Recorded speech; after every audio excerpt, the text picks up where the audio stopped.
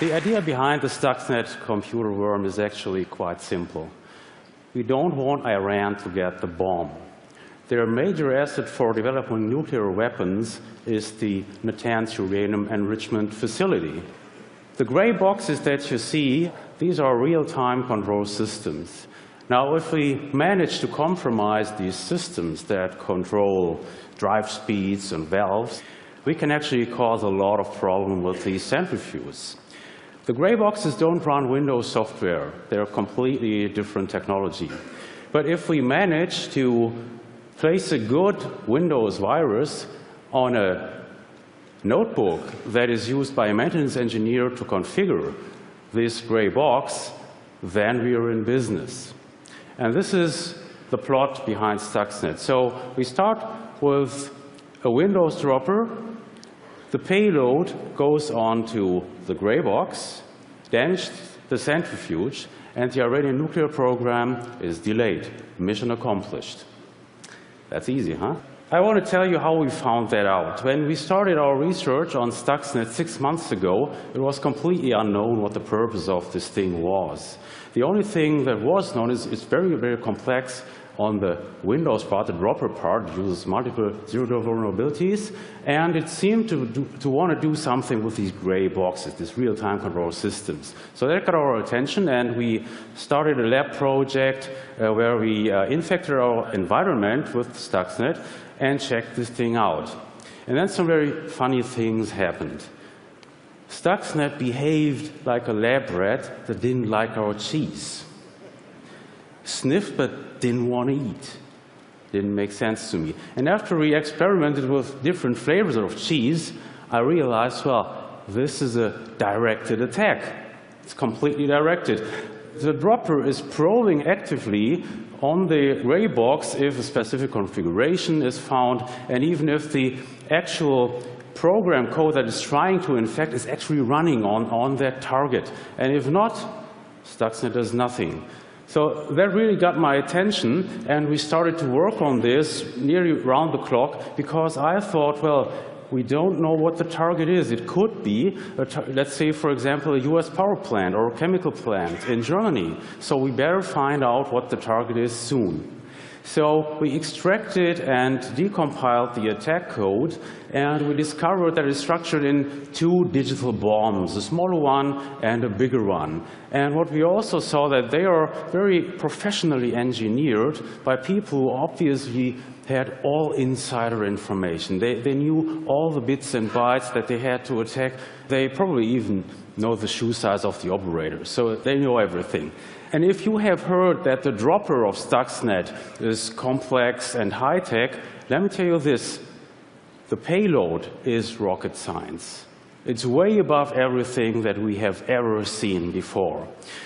Here you see a sample of this actual attack code. We are talking about around about 15,000 lines of code. Looks pretty much like old-style assembly language. And I want to tell you how we were able to make sense out of this code. So what we are looking for is, first of all, system function calls, because we know what they do.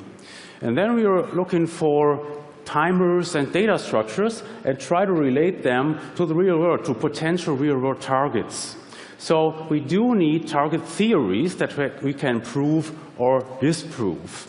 In order to get target theories, we remember that it's definitely hardcore sabotage, it must be a high-value target, and it is most likely located in Iran, because that's where most of the infections had been reported.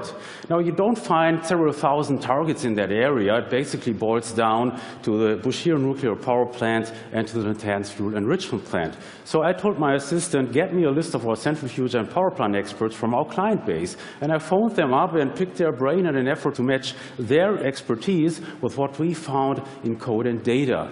And that worked pretty well.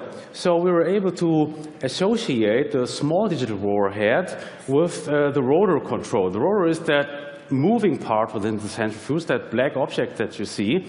And if you manipulate the speed of this rotor, you were actually able to crack the rotor and eventually even have the centrifuge explode.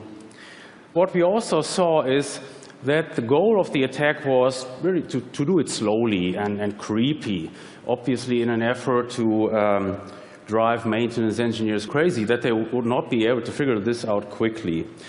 The big digital warhead, we had a shot at this by looking very closely at data and data structures. So for example, the number 164 really stands out in that code. You can't overlook it. I started to research scientific literature on how these centrifuges are actually built in the tanks and found, well, they are structured in what is called a cascade, and each cascade holds 164 centrifuges. So that made sense. That was a match. And it even got better. These centrifuges in Iran are subdivided in 15 what is called stages. And guess what we found in the attack code? An almost identical structure. So again, that was a real good match, and this gave us very high confidence what we were looking at. Now, don't get me wrong here. It didn't went like this. So these results have been obtained over several weeks of really hard labor, and we often went just into a dead end and had to recover. Anyway, so we figured out that both digital warheads were actually aiming at one and the same target, but from different angles.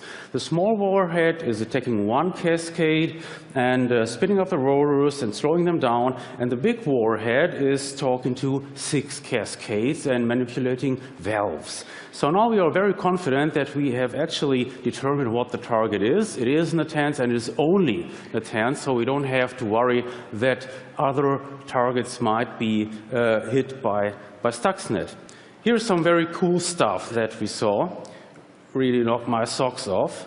Down there is the gray box, and on the top you see these centrifuges.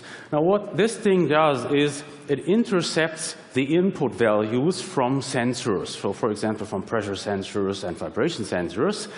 And it provides the legitimate program code, which is still running during the attack, with fake input data.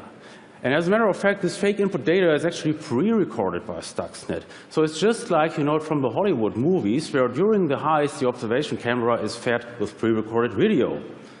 That's cool, huh? The idea here is obviously not only to fool the operators in the control room. It actually is much more dangerous and aggressive. The idea here is to circumvent a digital safety system. We need digital safety systems where a human operator could not act quick enough. So for example, in a power plant, when your big steam turbine gets to overspeed, you must open relief valves within a millisecond. Obviously, this cannot be done by a human operator. So this is where we need digital safety systems. And when they are compromised, then real bad things can happen. Your plant can blow up, and neither your operators nor your safety system will notice it. That's scary. But it gets worse. And this is very important, what I'm going to say. Think about this. This attack is generic. It doesn't have anything to do in specifics with centrifuges, with uranium enrichment. So it would work as well, for example, in a power plant or in an automobile factory. It is generic. And you don't have, as an attacker, you don't have to deliver this payload via a USB stick, as we saw it in the case of Stuxnet. You could also use conventional worm technology for spreading. Just spread it as wide as possible. And if you do that, what you end up is it's a cyber weapon of mass destruction. That's the consequence that we have to face. So unfortunately, the biggest number of targets for such attacks are not in the Middle East. They're in the United States, in Europe, and in Japan. So all the green areas, these are your target-rich environments. We have to face the consequences, and we better start to prepare right now. Thanks.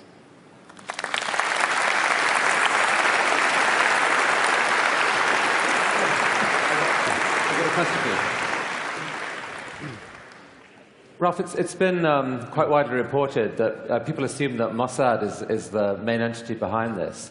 Is that your opinion? Okay, you really want to hear that, yeah? Okay.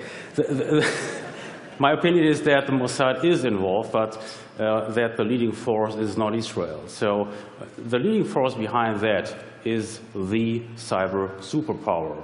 There is only one, and that's the United States. Fortunately, because otherwise our problems would even be bigger. Thank you for scaring the living daylights out of us. Thank you, Ralph.